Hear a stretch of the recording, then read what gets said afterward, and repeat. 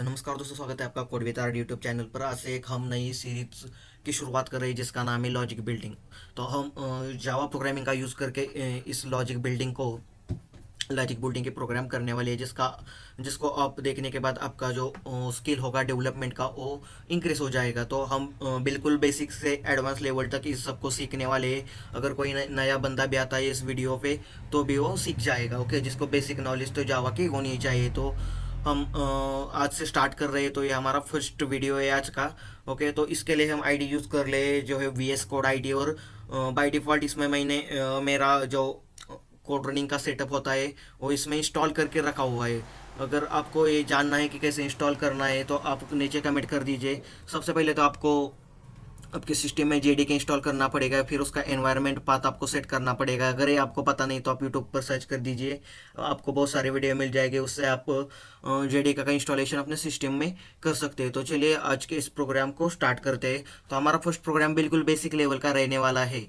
ये basic level का programme रहेगा जिसमें हम अरिथमेटिक ऑपरेशन सीखने वाले हैं, जैसे कि एडिशन, सब्सट्रैक्शन, मल्टीप्लिकेशन, डिवीजन। उसके बाद देखेंगे कि परसेंटेज कैसे निकलते हैं। उसके बाद स्टार पैटर्न, नंबर पैटर्न और डेटा स्ट्रक्चर यानी जावा कलेक्शन का यूज़ करके हम कैसे लॉजिक बिल्डिंग कर सकते हैं, ये सभी इस सीरीज में हम सीखेंगे। अगर आपको लगता है कि आपको आपका जावा डेवलपमेंट का लॉजिक बिल्डिंग यानी कि आपका जो स्किल लेवल है उसको सुधारना है तो आप हमारे इस चैनल को सब्सक्राइब कर सकते हो और इस वीडियोस को फॉलो कर सकते हो। चलिए, तो आप देख सकते हैं कि ये जो वी एस कोड इंस्टॉल करके रखा हुआ है, यहाँ पर मैंने एक फोल्डर बनाया हुआ है जिसका नाम है जावा लॉजिक। ओके, जावा लॉजिक बिल्डिंग सीरीज। ओके, तो इसमें हम एक फाइल बनाने जा रहे हैं। यहाँ पर प्लस साइन पर क्लिक करके एक न्यू फाइल बनाता हूँ और उसका नाम देता हूँ। तो फर्स्ट हम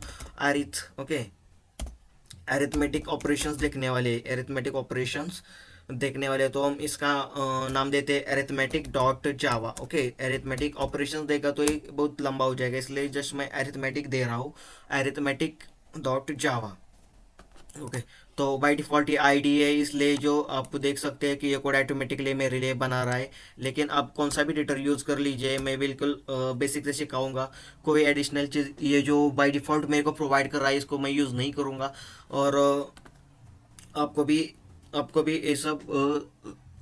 ये सब आना चाहिए। ओके, तो इसलिए मैं बिल्कुल बेसिक से सिखा रहा हूँ। तो चलिए एक क्लास बना लेते हैं। पब्लिक लिखा तो चलेगा, नहीं लिखा तो चलेगा। लॉजिक बिल्डिंग के कोड जो है हम हमारे जो फोल्डर है उसमें बनाते हैं और वहाँ पर रन करते हैं। तो इसमें कोई प्राइवेसी या किसी प्रोटेक्शन वाली बात नहीं रही थी, इसलिए आप जस्ट सिंपल क्लास लिख दो और क्लास का नाम भी मैं यही देता हूँ, arithmetic. Okay, arithmetic arithmetic operation. Okay, तो करली ब्रेस कर दिए यहाँ पे। तो यहाँ पर मैं अब जो मेन मेथड होता है जिससे हमारा जावा प्रोग्राम स्टार्ट होता है उसको हम लिखेंगे यहाँ पर। तो वो मेन मेथड होता है by default public static void और मेन।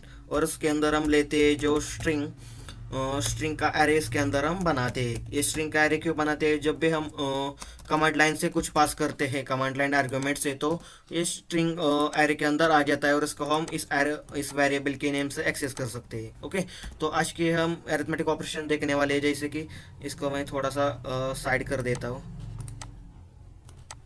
ओके, तो इसको साइड कर दिया ताकि आपको अच्छे से दिख जाए। तो यहाँ पर फर्स्ट ऑफ ऑल जो हमें addition, subtraction, multiplication and division करना है, इसके लिए दो नंबर लगेंगे। तो यहाँ पर मैं इंटीजर टाइप के दो नंबर ले लेता हूँ। ओके, जैसे कि नंबर 1, और इसमें बाय डिफ़ॉल्ट वैल्यू सेट कर देता हूँ जैसे कि 20। ओके, हम यहाँ पर लेते हैं इंटीजर नंबर 2 और उसमें वैल्यू पास कर देते हैं 10। ओके, अगर इन दोनों का ऑपरेशन करके जो कुछ रिजल्ट आएगा तो वो हमें किसी वेरिएबल के अंदर स्टोर करना पड़ेगा। तो इसलिए मैं एक और वेरिएबल लेता हूँ, इंट रिजल्ट। ओके, तो फर्स्ट हम देखने वाले कि एडिशन कैसे करते हैं 2 नंबर का using Java programming language. So I am commenting here addition. Okay, commenting here addition. So हम रिजल्ट वेरिएबल ले लेते हैं जिसके अंदर हम एडिशन स्टोर करेंगे 2 नंबर के। तो नंबर 1 और नंबर 2 मैंने यहाँ पे ओके डाल दिया, और इस नंबर 2 का जो भी रिजल्ट आएगा एडिशन होने के बाद तो वो इस रिजल्ट वेरिएबल के अंदर स्टोर हो जाएगा। और हमको क्या सिंपल करना है, हमको क्या करना है कि system dot out dot println लिख के उसके अंदर इस रिजल्ट को प्रिंट करवाना है। तो प्रिंट करवाने के लिए क्या हम डबल कोट के अंदर एक स्ट्रिंग लिखेंगे जहाँ पर लिखेंगे सम is equal two plus. Okay, plus करके हम क्या देंगे, जो रिजल्ट वेरिएबल है जिसके अंदर हमारा रिजल्ट स्टोर हुआ है, वो रिजल्ट हम इस यहाँ पर प्रिंट कर देंगे। ओके, नाउ अब आप यहाँ पर देख सकते हो कि एडिशन हमने किया, लेकिन ये जो रिजल्ट वेरिएबल के अंदर हमने जो जो वैल्यू स्टोर की हुई है, इसकी हमें कभी कभी ज़रूरत पड़ेगी और कभी कभी ना। फिलहाल तो हम क्या कर रहे हैं कि मैं आपको दिखा रहा हूँ कि ऐसे ऐसे रिजल्ट दोनों का आएगा। तो यहाँ पर मुझे नहीं लगता कि ज़रूरत होगी कि हर बार रिजल्ट वेरिएबल के अंदर वैल्यू स्टोर की जाए। इससे क्या होगा कि आपकी मेमोरी बार बार यूज देंगे और आपके जो प्रोग्राम, आपका जो परफॉर्मेंस होगा एग्जीक्यूशन का, वो थोड़ा सा डाउन हो जाएगा। तो इसके लिए एक सिंपल बात मैं आपको बता देता हूँ। और हम यहाँ पे क्या करेंगे, सब्ट्रैक्शन, स्पेलिंग का मिस्टेक वगैरह हो सकता है, लेकिन वो हमारे लिए मायने नहीं रखता। आपको समझ में आ गया वो तो ठीक। तो आप देख सकते हैं यहाँ पर कमेंट में मैंने सब्सट्रैक्शन लिखा हुआ है और इस कोड को यहाँ पर कॉपी कर सकते हैं। अगर आप बिगिनर्स हो तो कॉपी मत कीजिए, खुद से लिखिए ताकि आपका भी प्रैक्टिस हो। तो इस सम की जगह मैं क्या लेता हूँ, सब्सट्रैक्शन लिख लेता हूँ। ओके, और ये जो रिजल्ट है यहाँ पर देख सकते हैं कि रिजल्ट में हमने दो नंबर का जो एडिशन किया था उनका रिजल्ट यहाँ पे स्टोर किया था। अब मेरे को सिर्फ दिखाना है, स्टोर करने की ज़रूरत नहीं। इस केस में मैं क्या कर सकता हूँ, इस केस में क्या ब्रैकेट में मैं क्या कर सकता हूँ, just number 1, okay, number 1 minus number 2 लिख देता हूँ। यहाँ पर स्टोर करने की ज़रूरत नहीं, एक लाइन ऐड करने की ज़रूरत नहीं, जस्ट सिंपल हो गया। ये भी आपको दिखाया मैंने कि कैसे स्टोर करके लिख सकते हो और विदाउट स्टोर करके कैसे लिख सकते हो। ये आपके नीड के ऊपर डिपेंड होगा कि आपको किस वेरिएबल के अंदर वैल्यू स्टोर करनी है या नहीं। ज़रूरत के हिसाब से यूज़ कर लीजिए। सो बेसिकली अब यहाँ पर हम आ चुके हैं। आप यहाँ देख सकते हैं public static void main string arguments, ये जो मेन मेथड है ऐसे ही क्यों लिखी जाती है। अगर आपको पता नहीं तो कमेंट कर दीजिए। और दोस्तों, ये जो सिस्टम डॉट आउट डॉट प्रिंटरलिन है, ये कैसे वर्क होता है, ये कौन से क्लास होते हैं, इसके बारे में आपको पता नहीं तो कमेंट कर दीजिए। इसके ऊपर मैं डीप में वीडियो बनाऊंगा ताकि आपको समझ आए कि सिस्टम क्या है, आउट क्या है और प्रिंटलिन क्या है, और ये पब्लिक स्टैटिक वर्ड में नहीं कैसे वर्क करता है। तो ठीक है, अब हम चलते हैं हमारे अगले कोड की तरफ। अब हमें क्या करना है, ओके, जस्ट सिंपल इसको कॉपी कर देता हूँ मैं और पेस्ट कर देता हूँ 2 बार। अगर आप खुद से कर रहे हैं तो इसको ऐसे कॉपी मत कीजिए था, क्योंकि अगर आप प्रैक्टिस करेंगे तो समझ में आएगा। अब मुझे यहाँ पर वीडियो ज़्यादा लंबी ना हो इसलिए ये सब करना पड़ रहा है। ओके, तो यहाँ पर मैं लिख देता हूँ मल्टीप्लिकेशन। ओके, मल्टीप्लिकेशन, और नीचे लिख देता हूँ डिवीजन। स्पेलिंग मिस्टेक वगैरह इतना इतना थोड़ा पर हो जाएगा, इसको मायने नहीं रखता। ओके, यहाँ पर लिख देता हूँ मल्टीप्लिकेशन, और जस्ट सिंपल यहाँ पे सिंबल ऐड करना है मल्टीप्लिकेशन का। ओके, और नीचे जैसे हम आते हैं यहाँ पर क्या है, सब्सट्रैक्शन लिखा है, वहाँ पर हमें करना है डिवीजन। ओके, जैसे हम डिवीजन करते हैं तो जस्ट इन दोनों के बीच में हमें डिवीजन का सिंबल लगाना है। और देख लीजिए, तो इतने से हमारा कोड खत्म हो गया। बार बार ये लाइन लिख के ऑपरेशन स्टोर करने की ज़रूरत नहीं पड़ी। तो अब हमें इसे रन करना है। ओके, अगर आप दूसरा कौन सा एडिटर यूज़ करते हो तो कोड एक में करेंगे, और रन आपको उसमें जो फैसिलिटी है रन करने की वो मिलती है, तो आप उस आईडीए में भी रन कर सकते हैं। और अदर ऑप्शन है कि आप कमांड लाइन के थ्रू उसको रन कर सकते हैं। तो वो सब मैं नहीं बताने वाला हूँ। मैं ये जान के चल रहा हूँ कि आपको बेसिक नॉलेज है जावा कोड रन करने की। ओके, बेसिक नॉलेज है जावा कोड रन करने की, तो ठीक है। तो यहाँ पर देख सकते हैं रन का जो आपको बटन दिख रहा है, इस रन के बटन पर मैं क्लिक करके हमारे कोड को रन कर रहा हूँ यहाँ पर। और ये जो आउटपुट स्क्रीन है, ओके, आउटपुट स्क्रीन पर ये कोड रन हो जाएगा। थोड़ा सा वेट कर लेते हैं।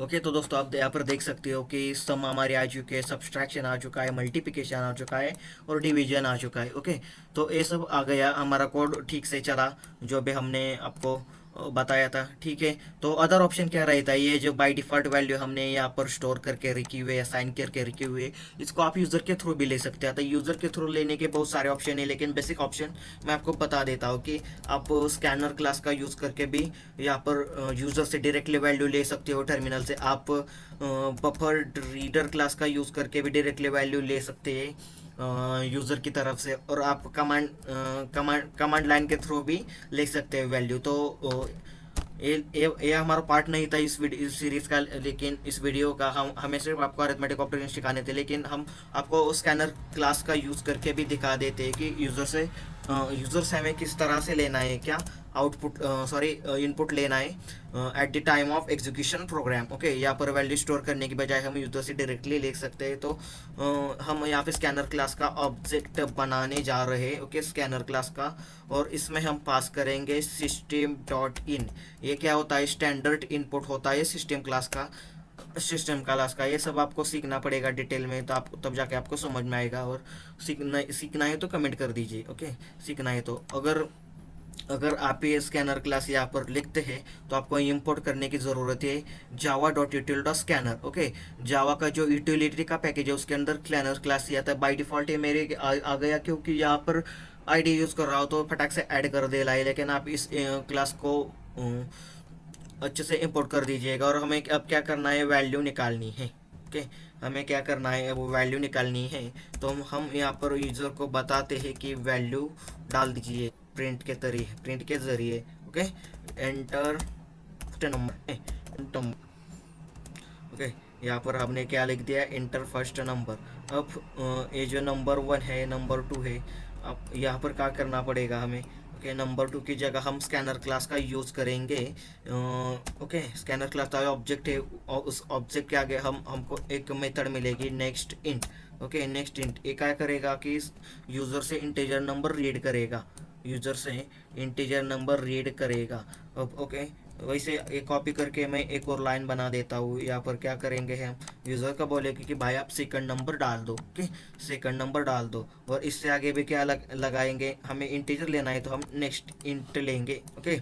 नेक्स्ट इंट लेंगे, नेक्स्ट इंट लेंगे। तो ये हो गई हमारा पूरा काम। लेकिन इसमें क्या होगा कि एक ही लाइन में आपको डालना पड़ेगा, इसके लिए आपको बीच में स्पेस देने की ज़रूरत है। अब ये स्पेस कैसे देते हैं, स्पेस देने के लिए भी बहुत सारे ऑप्शन है। आप इस पर जैसे C++ स्लैश एन लगाते हैं, ऐसे भी यहाँ पर आप लगाते हैं। ये भी देखेंगे कि हम कब लगाना है, कैसे लगाना है। आगे जो हमारे पर आगे की लॉजिक बिल्डिंग सीरीज जाएंगे, इसमें भी हम एडवांस लेवल का सीखते जाएंगे। अभी आपको बताएगा तो आप कंफ्यूज हो जाएंगे, इसलिए मैं सिंपल प्रिंट लेन ले देता हूँ। ये क्या करेगा, ब्लैंक लेन कोई भी प्रिंट नहीं करेगा, लेकिन एक एंटर यानी कि न्यू लाइन ज़रूर बीच में रख देगा। तो चलिए इस कोड को हम स्टार्ट कर देते हैं, ओके। जैसे मैं रन के ऊपर स्टार्ट कर देता हूँ, हमारे टर्मिनल में एक्टिविटी चालू होती है।